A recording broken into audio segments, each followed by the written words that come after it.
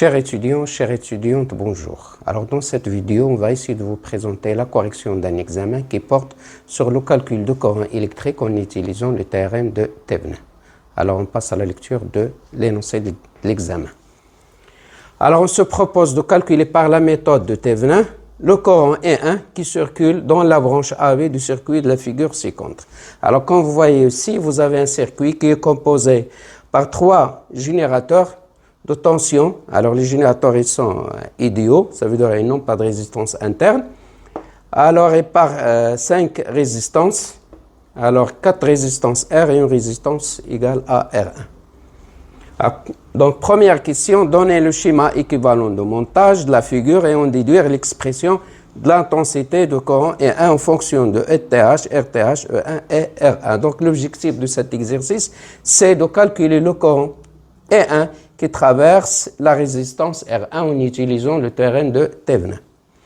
Alors donc, première question, donc c'est déterminer l'expression latérale de courant E1 en fonction de la tension Thevenin ETH, la résistance de Thevenin RTH, le générateur de tension E1 et la résistance R1 qui est traversée par le courant E1. Alors, deuxième question, calculer la force électrométrique, ça veut dire la tension ETH, la tension Thevenin et la résistance équivalente RTH du générateur de Thevenin. Et finalement, troisième question, en déduire l'intensité du courant E1. Alors donc, on va commencer par première question, donner le schéma équivalent de montage de la figure et en déduire l'expression de l'intensité du courant E1 en fonction de ETH, RTH, E1 et R1. Alors donc, je vais effacer ici.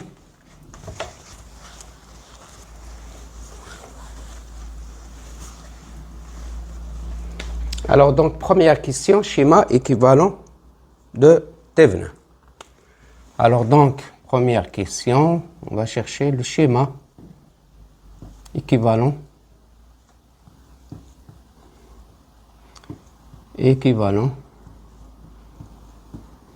schéma équivalent de montage de la figure. Alors, schéma équivalent de Thevenin, circuit équivalent de Thevenin ou schéma équivalent de Thevenin. Alors, donc, ce circuit-là, qu'est-ce qu'il dit le théorème de Thevenin? Si vous avez un circuit qui contient des éléments passifs et actifs, ça veut dire des résistances, des générateurs, etc. Alors, entre les points A et B, alors ce circuit-là, il est équivalent à un générateur de tension ETH en série avec une résistance RTH. Donc, on va remplacer toute la partie du circuit-là qui est située entre A et B, à part, alors cette branche-là qui contient R1, on va remplacer tout ça par un générateur de tension ETH en série avec RTH. Ça, on va l'appeler, c'est le circuit C.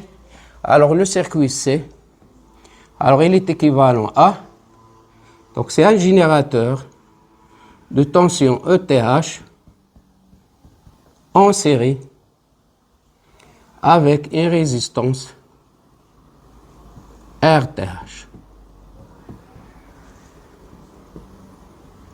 Alors ça, c'est le point A et ça, c'est le point B. Donc, on a remplacé toute cette partie-là par un générateur de tension ETH en série avec RTH, auquel on va ajouter notre branche AB qui est constituée par la résistance R1 et du générateur de tension E1. Donc, on va ajouter notre branche. Voilà. Ça, c'est borne positive.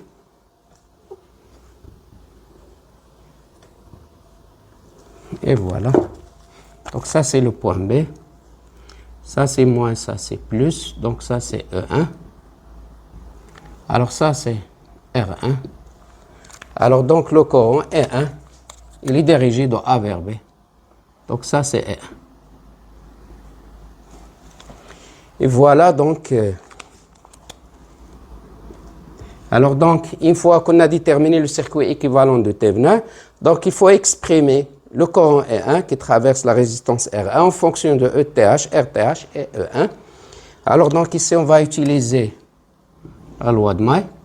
Voilà, on va choisir un sens. Donc, ici, ETH, ça c'est moins, ça c'est plus. ETH, il est dirigé dans ce sens.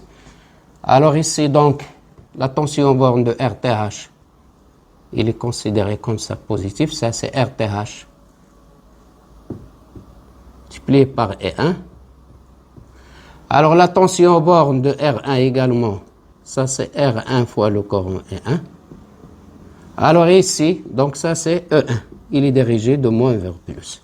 Alors, donc, on va appliquer la loi de May. Donc, la loi de May, c'est la sommation sur K, epsilon de K, fois UK égale à 0. Alors, ceci implique, alors epsilon est égal à 1, au moins 1 est égal à 1, c'est le sens de la maille et de même sens que le sens de la tension.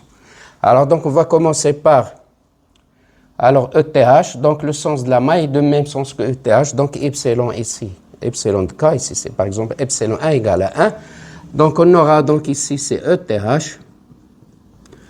Alors ici, la tension borne de RTH, il est de sens opposé au sens de la maille, donc c'est moins RTH fois E1.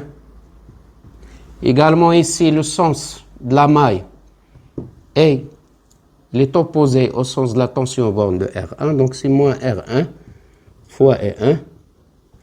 Alors ici, le sens de la tension E1 est de sens opposé au sens de la maille, donc c'est moins E1.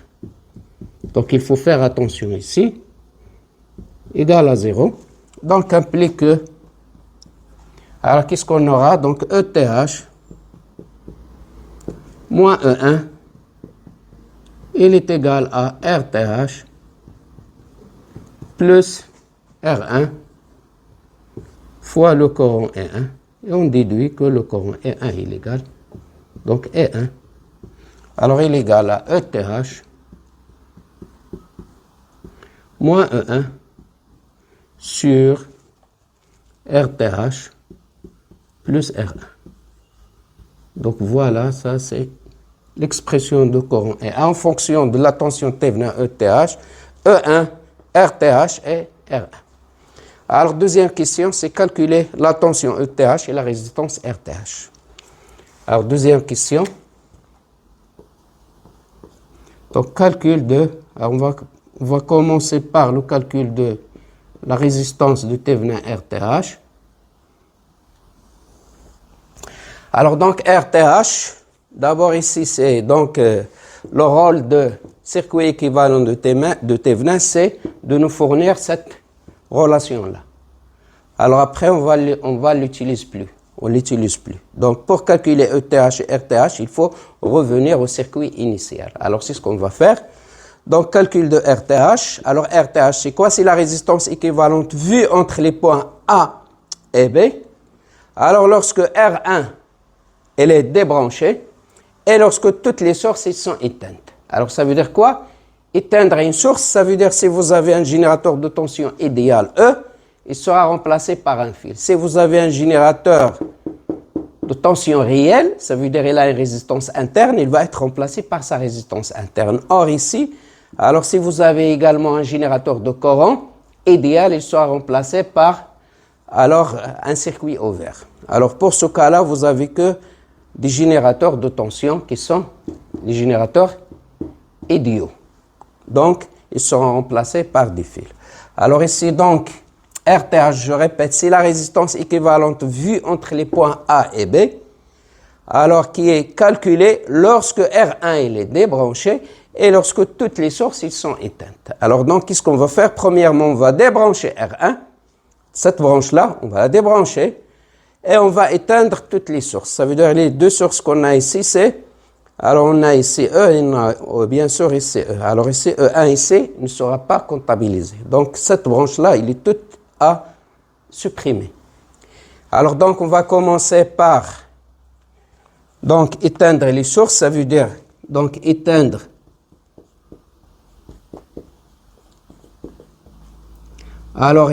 les sources. Alors ça veut dire on va remplacer alors le générateur ici, E, on va le remplacer par un fil, tout simplement. Alors donc la figure qu'on obtient, alors je vais effacer ici, alors je vais garder uniquement cette formule-là. Ou bien je vais l'écrire quelque part ici. Alors on a E1 égale à ETH moins E1 sur R1 plus RTH.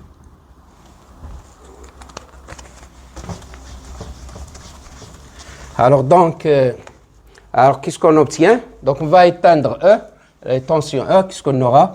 Voilà. Alors ça c'est R. Alors ça c'est également c'est R. Alors ici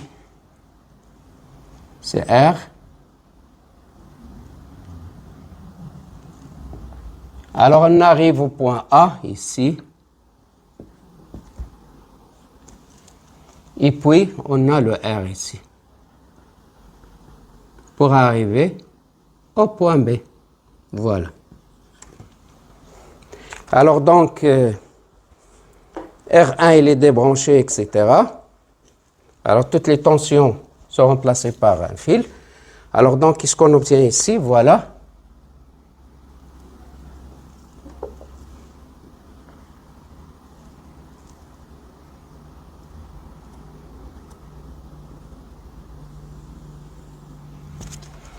Voilà, donc voilà le circuit qu'on obtient. Donc, alors, qu'est-ce qu'on désigne par RTH? Donc, c'est la résistance équivalente vue entre les points A et B. Ça veut dire qu'on va partir de A et on va arriver à B. Alors, comment? Donc, ça, il équivaut à, je vais partir de A, je dois arriver ici à B. Alors, comment? Donc, regardez, donc je pars de A. Donc, ça, c'est, il faut toujours laisser petit près. Petit trait ici, donc je pars de A. Alors pour arriver à B, j'ai deux chemins. Alors je vais prendre ce chemin-là et je vais prendre. Donc ici, je peux aller directement vers B. Alors donc j'ai la résistance R. Voilà.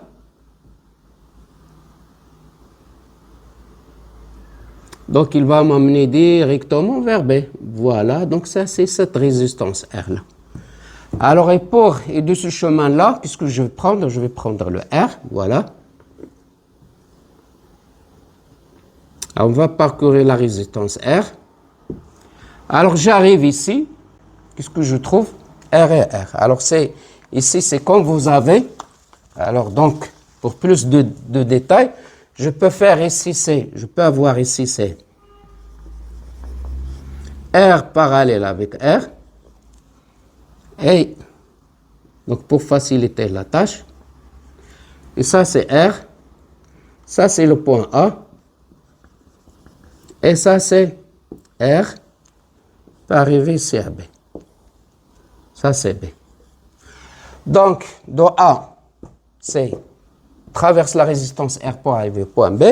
A, j'ai R, R en série avec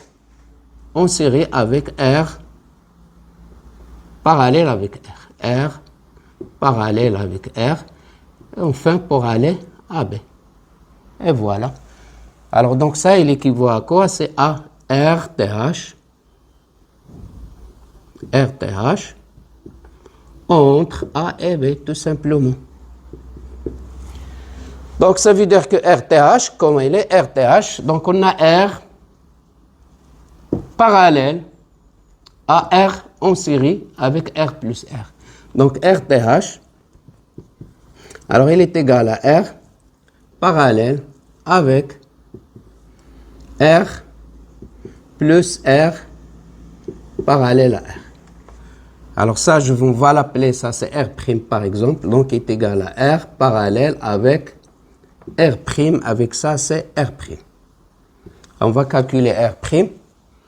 Alors R' égale à R. R parallèle à R, c'est R fois R sur R plus R. Donc, il est égal à R plus R carré sur 2R. R carré sur 2R, donc il est égal à R sur 2. Donc, il est égal à 3,5 fois R. Ça, c'est R'. Alors, donc, on revient à RTH. RTH, donc, il est égal à R parallèle avec R', donc il est égal à R fois R' sur R plus R'. Alors il est égal R fois R', donc c'est 3 demi fois R carré sur R plus 3 demi R. Et voilà. Donc c'est 3 demi R carré. Donc on simplifie d'abord par R, c'est 3 demi R. Sur ici c'est 3 demi, ça donne c'est 5 demi R. On a déjà simplifié par R, c'est 5 demi. Donc ça donne c'est 3 sur 5 fois R. Donc voilà, ça c'est la valeur de la résistance RTH, c'est 3 cinquièmes de R. R elle est égale à 10. Donc 3 fois 10 c'est 30 sur 5 égale à 6. Donc la valeur de RTH. Donc implique que RTH. Alors il est égal, donc c'est 3 fois 10 sur 5. Donc c'est égal à 6 ohms. Et voilà, donc ça c'est l'expression, bien la valeur de la résistance de Thévenin. C'est 6 ohms. Alors on va passer au calcul de ETH. Alors donc je vais tout effacer ici.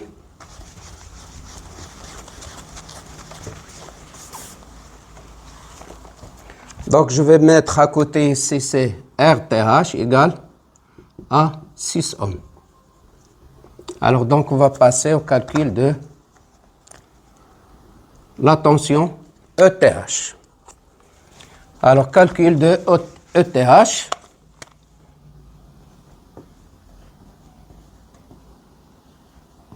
De ETH. Alors ETH par définition c'est la tension entre les points A et B lorsque cette branche-là qui contient R1 et E1 elle est en circuit ouvert. Ça veut dire que ce courant est 1 égale à 0. Je répète, donc ETH c'est la tension entre les points A et B. Alors lorsque cette branche-là entre les points A et B elle est en circuit ouvert, ça veut dire que le courant est 1 égale à 0. Donc ETH c'est VA moins VB pour et 1 égale à 0. Alors donc ETH, alors c'est la tension, c'est VA moins VB en circuit ouvert, c'est-à-dire c'est VA moins VB pour et 1 égale à 0. Donc pour calculer la tension en TH, on doit imposer un courant qui est nul entre la branche A et B, donc cette branche-là qui contient R1 et E1. Alors donc, qu'est-ce qu'on obtient? Donc ce courant E1 est égal à 0, et cette tension-là s'appelle la tension de Thévenin, donc notre circuit, il devient, alors donc j'aurai ici, voilà, donc ça c'est R, ça c'est E, également ici, donc on a ça c'est R, ça c'est E. Je vais mettre E de ce côté-là, E de ce côté-là. Alors donc, qu'est-ce qu'on aura ici? C'est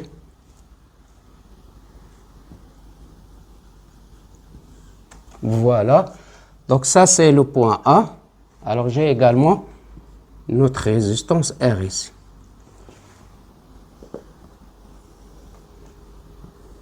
Donc ça c'est R, ça c'est R.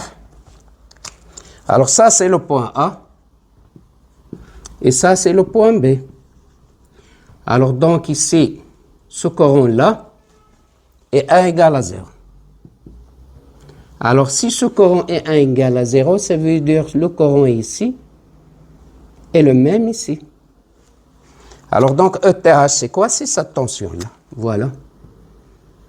Donc, c'est la tension entre les points, ça c'est ETH. Donc, qui est égal à VA moins VB lorsque le courant est 1 égale à 0. Donc, on impose un courant et un nul dans la branche AB. Alors, objet de notre étude. Alors, E1 égale à 0 et cette tension-là entre A et B s'appelle ETH. Alors, donc ici, comment calculer ETH? Donc, il y a différentes méthodes pour calculer ETH. Alors ici, donc, on va choisir deux méthodes. On va commencer par la méthode la plus facile. Alors, comme vous voyez ici, donc, quelle est la méthode la plus facile? Donc, alors ici, vous avez une branche, vous avez un circuit qui est composé par trois branches. Comme vous voyez, les trois branches ici, ils sont parallèles. Donc ici, il faut faire attention que de fait que E1 égale à 0, cette branche-là, ce courant-là, c'est le même ici. Donc ça, je vais l'appeler, par exemple, le courant I. Donc ça, c'est le même courant I qui traverse R. Alors ici, on va... Donc du fait que vous avez un circuit qui est composé par trois branches qui sont en parallèle, donc on peut utiliser théorème de Mellmann. Alors on peut appliquer donc théorème de Mellmann. Donc théorème de Mellmann.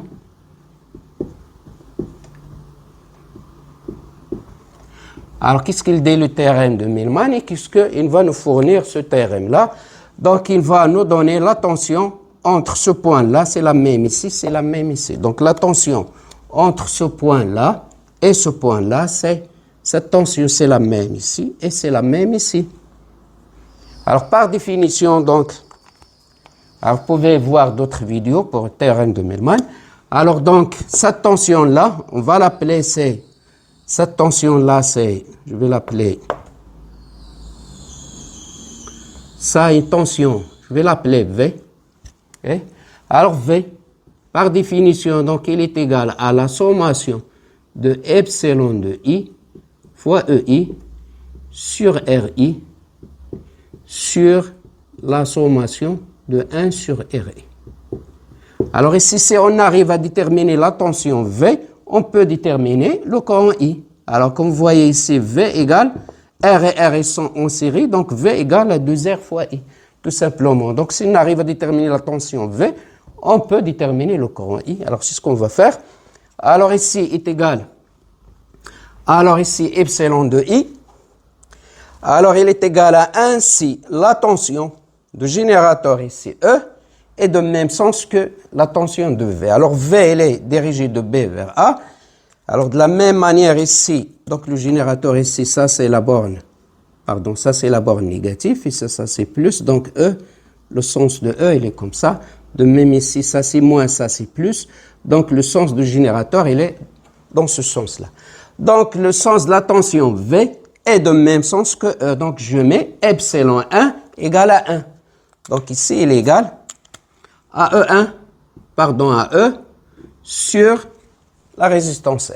Plus, je passe à la deuxième branche. Alors, ça, c'est toujours R. Alors, le sens du générateur ici, E, est de même sens que la tension V. Donc, epsilon 2 égale à 1. Donc, également plus E sur R. Alors, je passe à la troisième branche. Alors, cette troisième branche, elle est caractérisée par un générateur de tension nulle. Ici, vous n'avez pas de générateur, donc plus 0 sur 2R. Alors ici, il faut faire attention. Cette branche, vous avez R et R.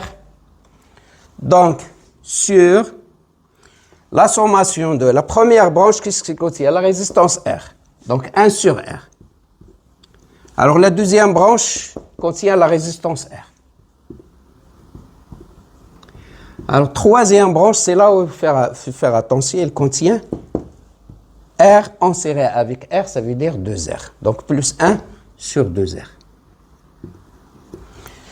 Alors, donc, qu'est-ce que ça va donner? Donc, V, donc, implique V, alors il est égal à, alors, E sur R plus E sur R, c'est 2 E sur R, sur 1 sur R plus 1 sur R plus 2, on va arriver en dénominateur, 2 plus 2, 4 plus 1. Donc, c'est 5 sur 2 fois R. Alors, donc, c'est 5 sur 2, pardon. Alors, c'est 5 sur 2R. Alors, on va simplifier par R. Donc, qu'est-ce que ça va donner? Donc, c'est 2E, 2E. Alors, donc, ça, c'est fois 2 sur 5. Donc, ça va donner, c'est 4E sur 5. Alors, on remplace E. E, il est égal à 40. Donc, implique que... Alors, ici, c'est V est égal donc à 4 fois 40. Alors, sur 5. 40 sur 5, c'est 8. 8 fois 4, c'est... Alors, ça donne, c'est 32 volts. Donc, on a déterminé la tension V entre ce point et ce point-là. Ça, vous pouvez l'appeler C, par exemple, entre C et B. Donc, on peut déterminer le courant et par la relation. Alors, V, il est égal à RI plus RI. Donc, il est égal à RI plus RI égale à 2R fois I. Donc, je peux déterminer le courant I. Alors, I est égal à V sur 2R. Alors, V, c'est 32. Alors, sur 2 fois R, elle est égale à 10. Alors, donc, qu'est-ce que ça va donner? Donc, on peut simplifier par... alors, c'est 4 par 4. Donc, ça donne ici, c'est 32 sur 20. On va diviser par 4. Ça donne 8 sur 5. Donc, ça, c'est ampère. Donc, ETH, il est égal. Donc, implique que la tension ETH, alors comme vous voyez ici, est égal à R fois I. Donc, c'est R fois I. Donc, il est égal à 10. Alors, I, c'est 8 sur 5. Alors, 10 sur 5, ça donne 2. 2 fois 8 est égal donc à 16 volts. Donc, voilà ETH. Alors, il est égal à 16 volts. Et voilà. Alors, donc, ça, c'est la première méthode pour calculer ETH. Donc, je vais mettre ici ETH égale 16 volts. Alors, il y a donc deuxième méthode. On va utiliser la loi du courant de maille. Ça veut dire on va imaginer que chaque maille ici, elle est parcourue par un courant de maille. Ici, c'est la maille 1, la maille 2, donc G1 et G2. Alors, donc, je vais effacer ça.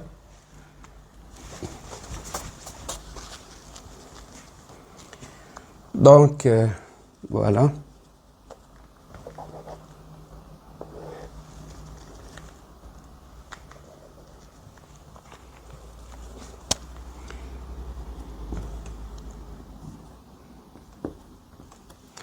Alors, donc, ici, donc ça, c'est ETH. Alors, comment on va déterminer ETH? On va utiliser, donc, c'est la méthode du courant de maille. Donc, on va utiliser la méthode du courant de maille.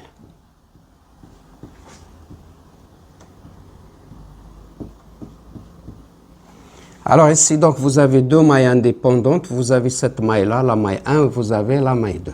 Okay? Donc, je vais l'écrire ici, la maille 1, la maille 2. Alors, donc, qu'est-ce qu'il dit la méthode de courant de maille? Alors, on imagine que chaque maille elle est parcourue par un courant fictif, un courant imaginaire, ce qu'on appelle, c'est le courant de maille. Alors, donc, suppose que ce courant-là, on va l'appeler c'est G1. Et le courant de la maille 2, on va l'appeler G2. Alors donc, pour appliquer la méthode de courant de maille, on va premièrement déterminer la tension aux bornes de chaque élément du circuit. Alors ici, moins vers plus, donc la tension c'est E, il est dirigé de moins vers plus. Ici, R, le courant G1, ça monte vers le haut. Donc la tension, je peux mettre ça c'est R fois G1. Donc, la tension positive, elle est dirigée vers le bas. Alors, de même ici, R, traversé par le courant G1 vers le bas. Donc, la tension positive, ça, c'est R, G1 vers le haut. Alors, moins, plus, donc ça, c'est le sens de la tension. Alors, ici, donc, cette branche-là, elle appartient à la maille A et la maille 2. Donc, il est traversé par le courant G1, également traversé par le courant G2. Or, G2, il est vers le haut, donc la tension positive au bornes de R, ça va être ici. Donc ça, c'est RG2.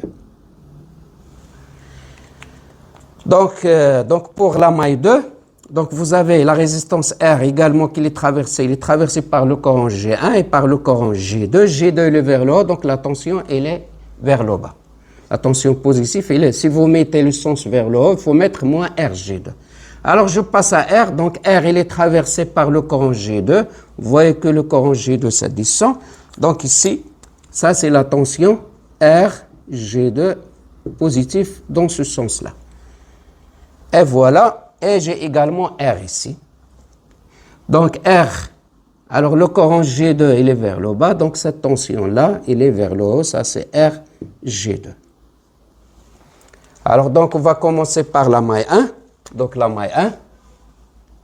Alors pour la maille 1, alors on va appliquer donc la loi de Maille, c'est la sommation de, donc la sommation sur K, epsilon K, UK égale à 0.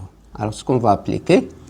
Alors, donc, pour la maille 1, qu'est-ce que ça va donner? Le sens de la maille, il est dans ce sens, et de même sens que E, donc je vais mettre CE.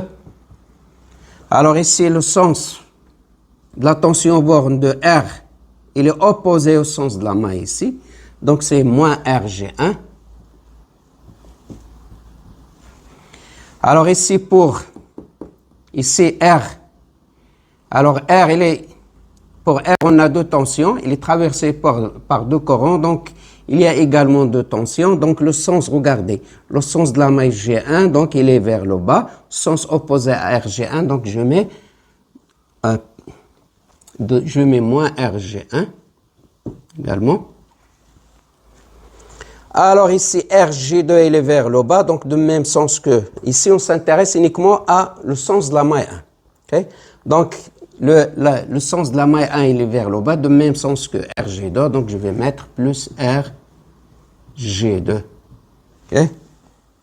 Alors ici, donc le générateur ici, il est vers le haut, sens opposé à G1, au sens de la maille 1. Donc ça veut dire que je vais mettre moins E, ça égale à 0.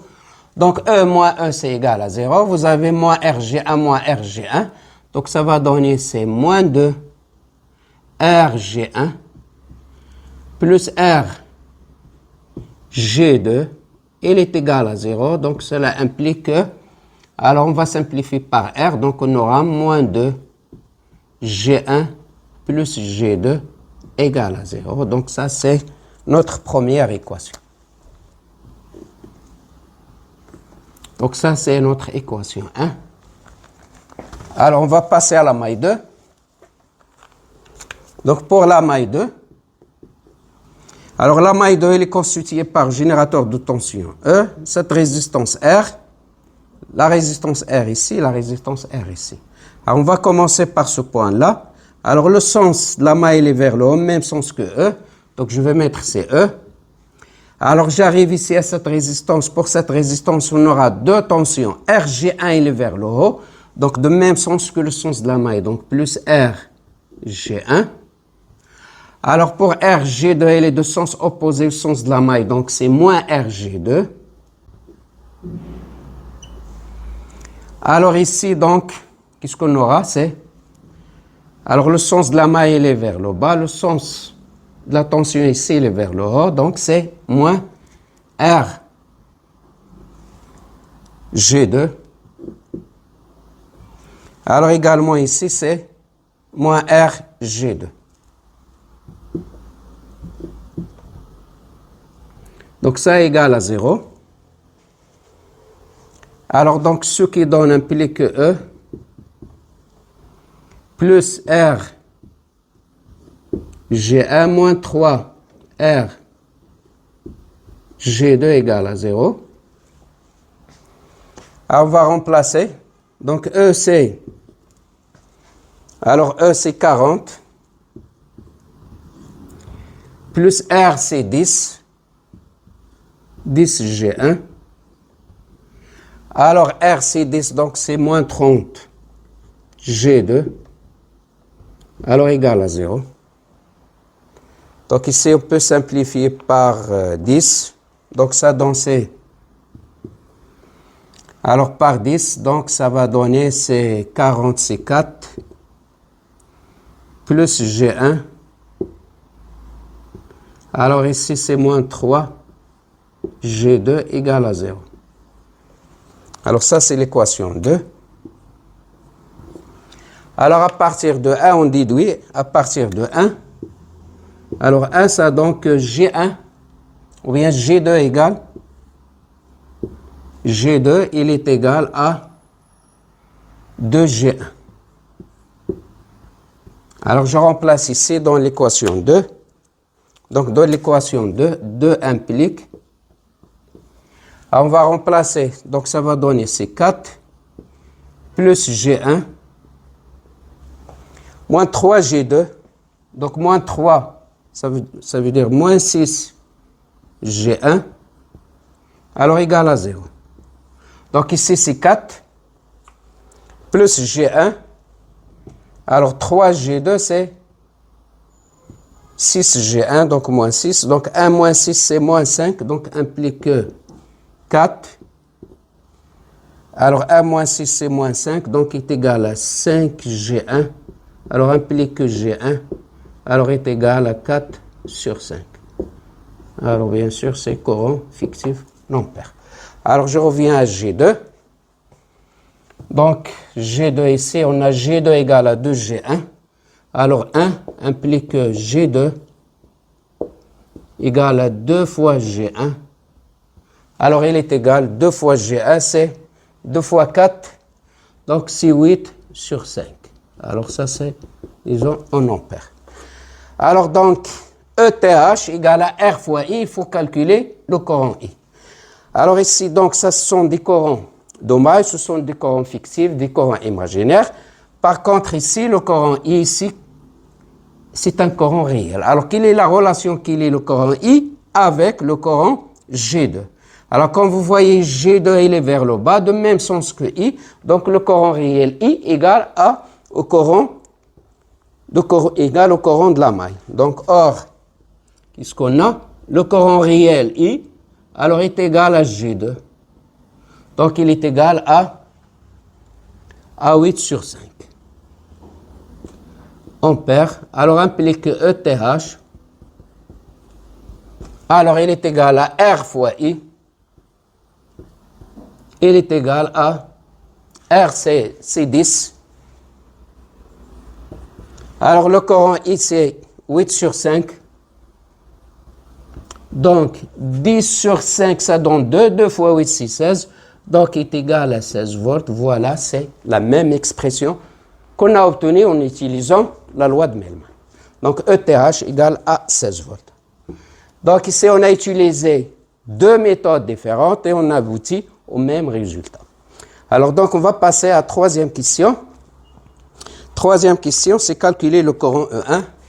Donc, on va le faire ici. Alors, calcul de courant E1.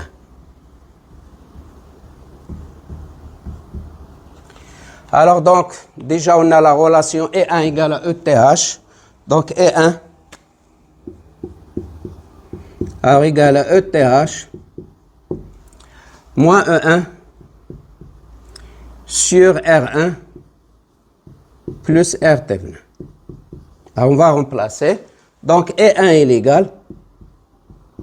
Alors, ETH, c'est 16. E1, c'est 10. Alors, R1, c'est 2 ohms, 2. RTH, on l'a déjà calculé, c'est 6. Alors, donc, ça donne, c'est 16 moins 10, c'est 6 sur 8. Donc, 6 sur 8, c'est 3 sur 4. Donc, implique que E1, alors, est égal à 0,75 ampères. Et voilà. Donc, le courant E1 qui traverse la résistance R1, alors, a été déterminé par théorème de Thevenin, alors il vaut 0,75 ampères.